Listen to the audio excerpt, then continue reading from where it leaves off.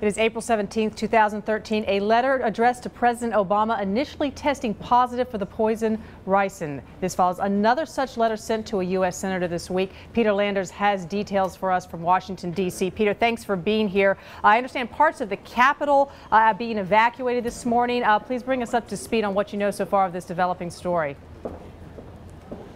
Right. This Capitol incident is separate from the two letters that may have contained ricin. Parts of the Capitol office buildings, the Hart Senate building, were closed off, and people were asked not to leave their offices or not to enter the building because of a suspicious envelope of some kind. And the Capitol Police are responding to that. Now, it may be nothing, but they're looking into it. All right. So far, the FBI is saying that there is no connection to the Boston bombings from Monday. Is that correct? Right, that's what we're hearing from authorities, that these incidents seem to be separate.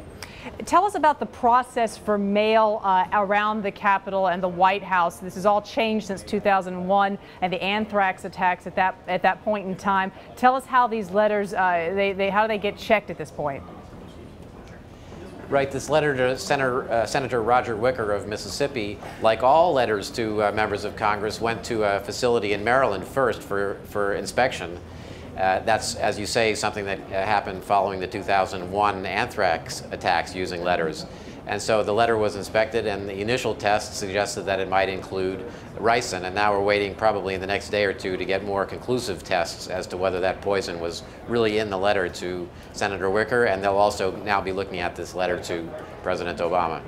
Peter, how customary is it for letters to appear that at least initially test as if they have some sort of a contaminant or a poison with them? How frequently does that happen with letters coming to the Capitol and to the White House?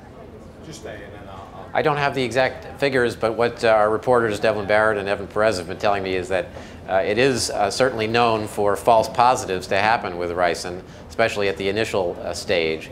So I wouldn't conclude at this stage that there's definitely poison in there, but we should know pretty soon with the more extensive tests. How is the security around Washington, D.C. right now? We've obviously seen heightened security here in New York City at some of our points of transportation. What are you all seeing around the Capitol?